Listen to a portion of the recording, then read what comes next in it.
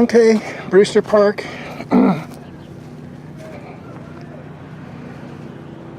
Electrical box with no weatherproof cover on it.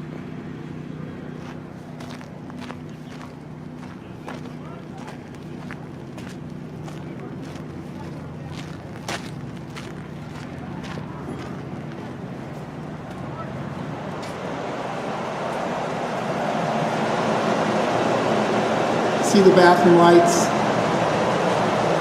exposed wires, both of them.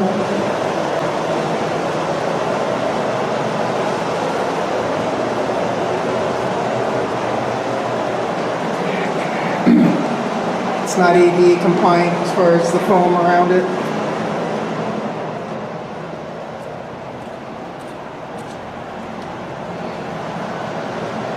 No plastic cover over the light bulbs like this one. This is what it's supposed to look like. The pan on the ballast, plastic over the lights. Once again, it's not ADA compliant.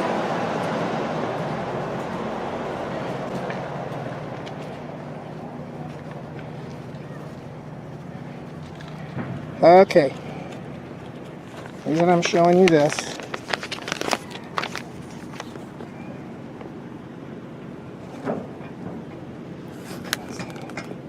Basically the city talking about how there's no leaks at any of the city-owned property. And that could be very subterranean. That could be hundreds of gallons a day just going out the bottom. You only see it at the top. But here's another spot.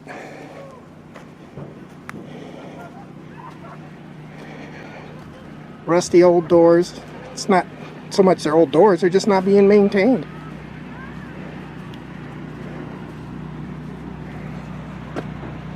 Unpainted wood. But these doors are just letting them rust away.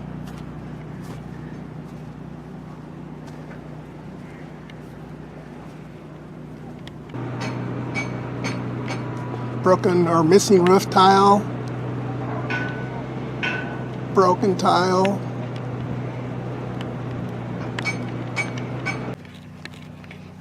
This little piece of pipe right here is stuck way in the ground. But you see how sharp it is. Kid could step on this edge right here and cut their arches.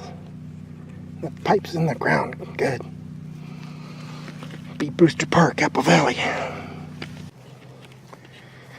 So here we are at Brewster Park in the city of Apple Valley. They've just recently added this little building. You see right there the old, I don't know, stirrups I guess you'd call them. But it's the electrical that I noticed. Check this out. First off, see that yellow flex line? That's the gas line, and it's not legal to hook up a permanent building with flex. You have to hard pipe it. Then if you look right here, you'll see they ran SO cord up to a disconnect. The disconnect is controlling two buildings.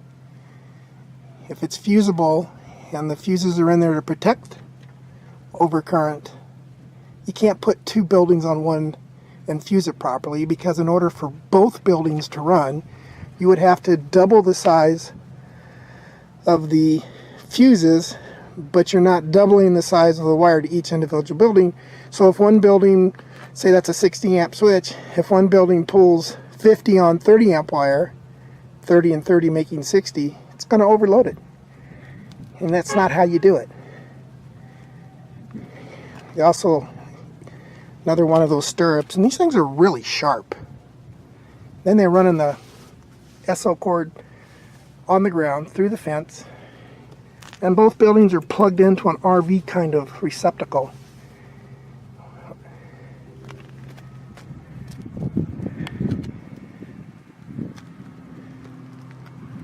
Let's go around here. Now if you look, you'll see that none of the wood's painted. It's all bare wood.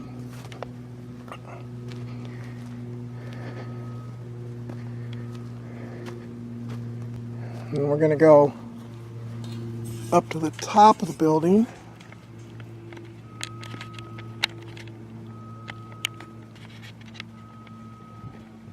You see that flex right there? Over to the junction box. 3 feet's all you're allowed.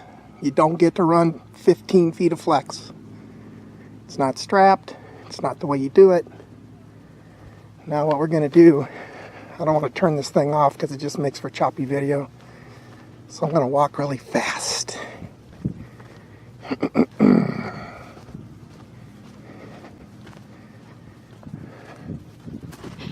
And what I'm going to do is I'm going to bring something to your attention. Anytime you have a motor on top of a roof where you're not within sight of or 25 feet of the overcurrent device, you're supposed to have a disconnect switch.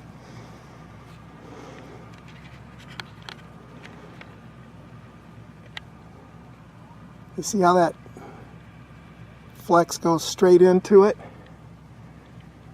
That's a no-no. See, now they started painting a long time ago. But here's something else. Check out the light fixtures. Let's see here.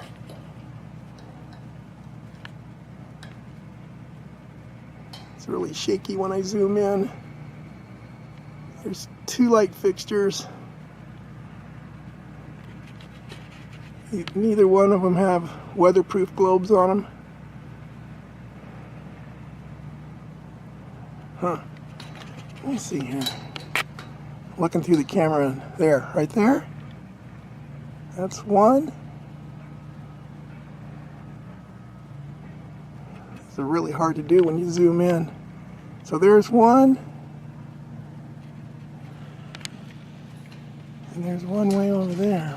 I don't have any. Oh, there's the other one. So there's one. There's 2. So as a rental property owner, you would get cited for that. Then over here we've got the obvious poor maintenance on this building. Check out this old toe slicer.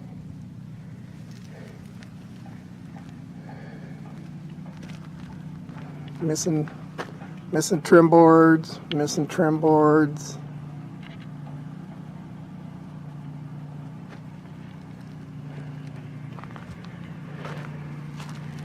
Got more toe slicers. Something else on this portable building. It's not strapped down. Now I don't know. You know, they put those little supports in there to keep it from rocking and rolling when you walk through it. But with the ones that we get, not that everybody takes and ties down their RVs and stuff, but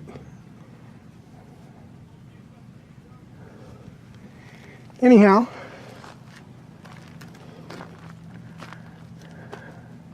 that's over here at the soccer field.